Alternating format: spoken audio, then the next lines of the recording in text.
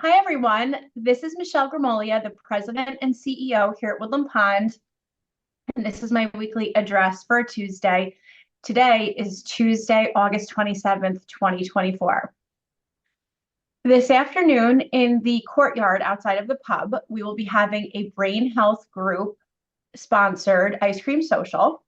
Uh, the cost of the ice cream sundaes are $6, and proceeds will go to the Alzheimer's Association. So please do enjoy that. It's an absolutely beautiful day.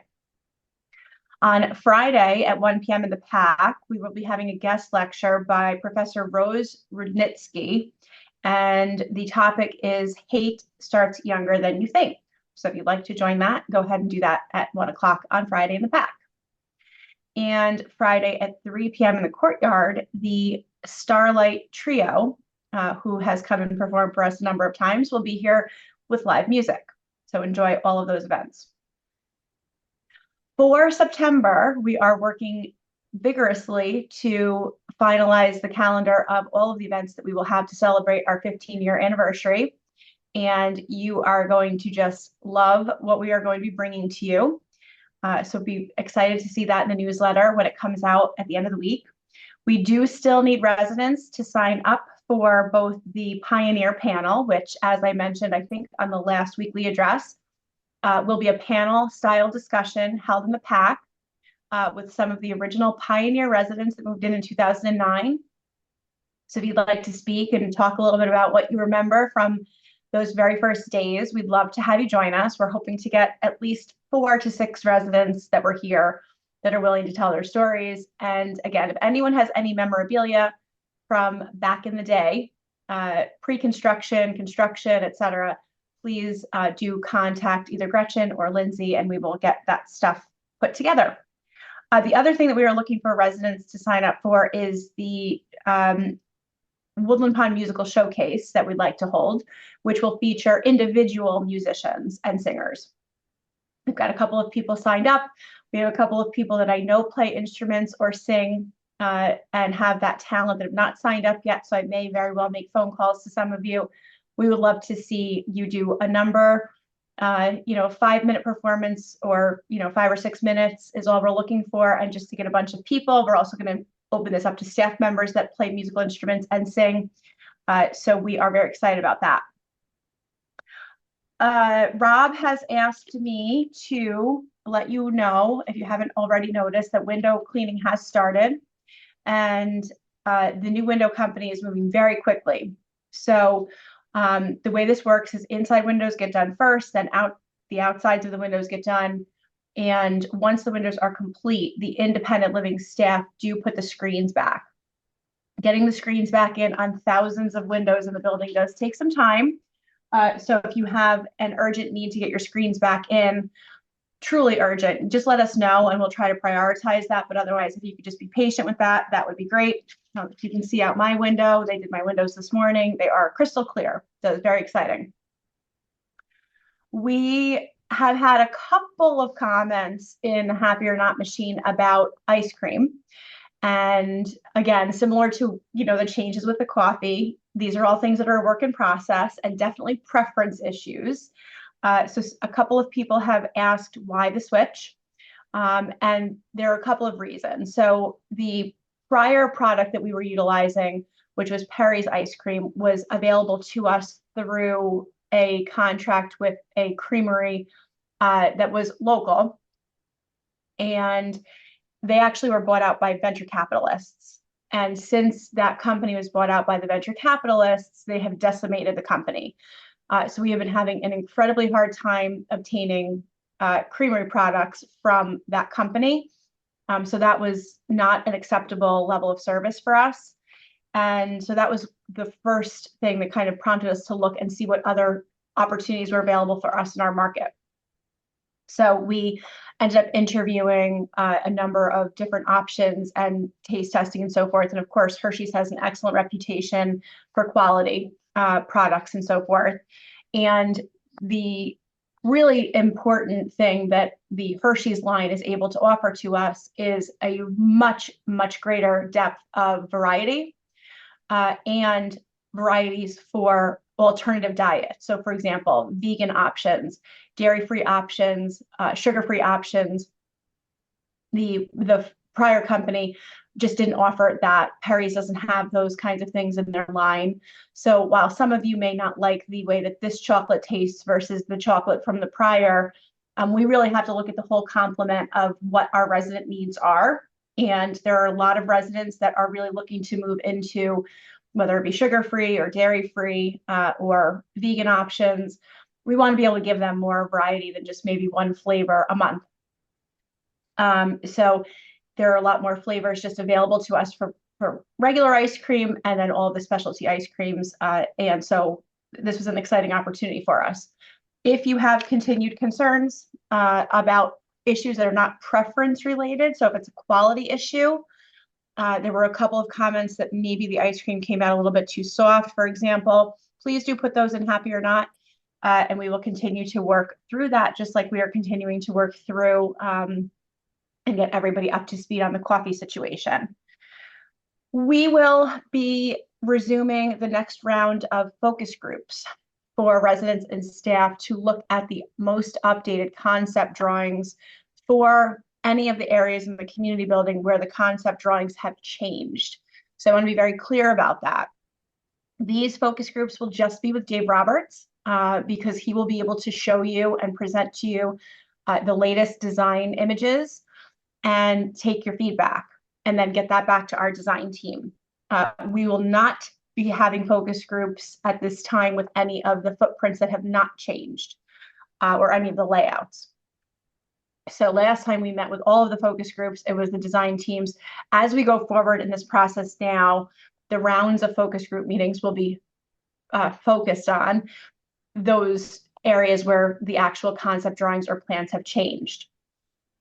By the end of, I'm going to say tomorrow, I've asked Dave to make sure that we get updated images for, again, anything that has changed into our Connected Living program.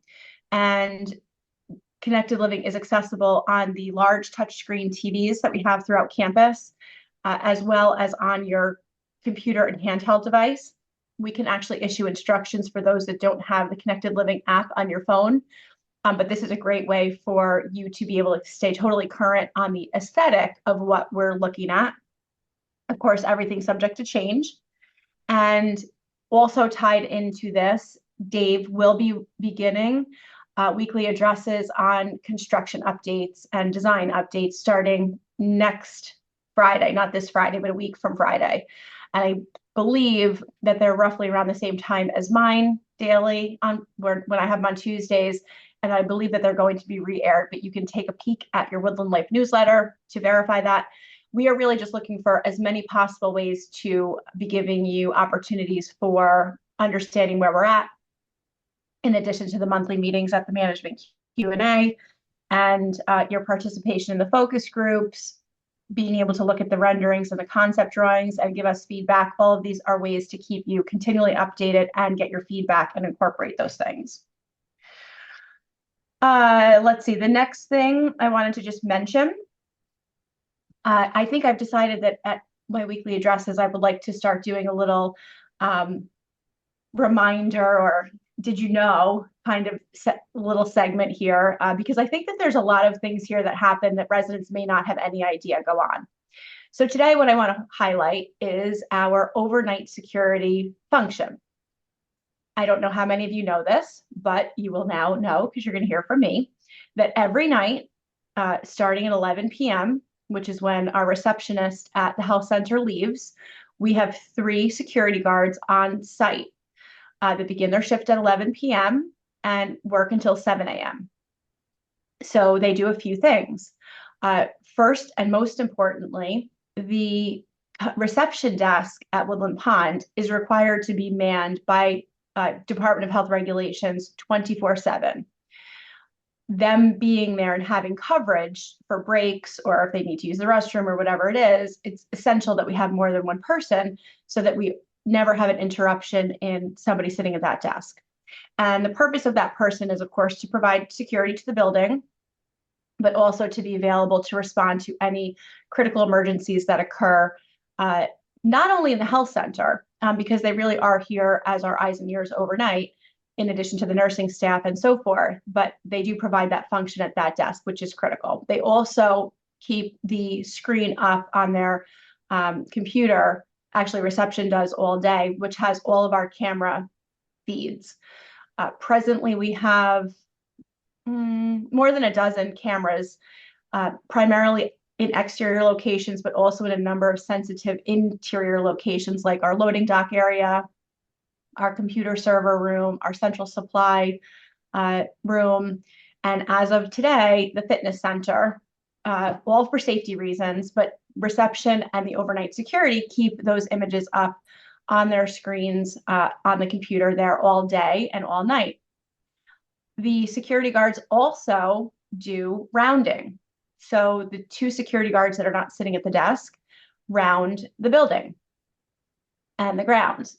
They check to make sure that exterior entrances and exits are securely fastened. They round inside the kitchen to make sure, for example, that no part of the stove or ovens were accidentally left on. They check to make sure that the commercial freezers have latched securely and that the temps are correct. And nice thing is, they check to make sure that, the domestic hot water system is reading the correct temperature. They just have a variety of exercises that they do. Every morning before they leave at 7 a.m., they send a report of their overnight patrol and any issues that arose. So if any PERS alarms go off during the night, they would be the ones to respond to that. And then we get a report in the morning. Several of us get it to our computer and we review what they did overnight and if there were any concerns. And I just thought it might be helpful for all of you to know, give you a little bit of peace of mind that there are always physically people here that aren't just the nursing staff in the health center that have to stay there, but they're actually here to keep an eye on things while everyone sleeps. The other thing I wanted to mention today specifically, and this isn't part of the behind the scenes, but it is important for you to know and remember. Yesterday evening, we received a notification that one of the elevators in the North Wing was malfunctioning. So it was inoperable for a period of time. And Otis Elevator, who is our elevator contractor, was not able to send a technician out until this morning. So that meant that that particular elevator is the only one in the North Wing that goes all the way up to the 6th floor. We had another elevator that also went to the 5th floor, which was working. But what it obviously prompted was it needed us to immediately contact the residents on the 6th floor of the North Wing, let them know what was going on, make arrangements to have dinner delivered to them if they did not feel they could take the stairs from the 6th to the 5th floor and then take the elevator.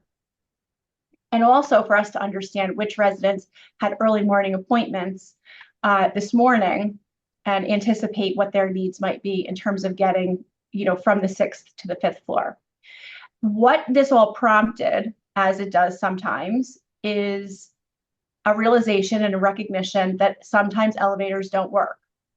And it might not be power related at all. And we don't have, you have to be certified to be an elevator technician. And so this is why you hire companies to do that. What we ask of the residents is if you reside in independent living and you do not think that you can safely get down a set of stairs with supervision or up a set of stairs if you needed to come up to get out of a location, we need you to contact concierge and let us know that. We will be reviewing the list and making sure that those of you that have identified a concern about being able to descend a set of stairs or ascend a set of stairs, we will have a conversation with you about when the last time you worked with physical therapy was. Reason being that one of the things that they are very skilled at helping our residents with is navigating staircases. I believe I've talked about this before, but there are techniques and tips that you can utilize to safely navigate a staircase that may not immediately come to mind. And this is why engaging with physical therapy for a course of treatment, so to speak, to work on stairs is so beneficial to you.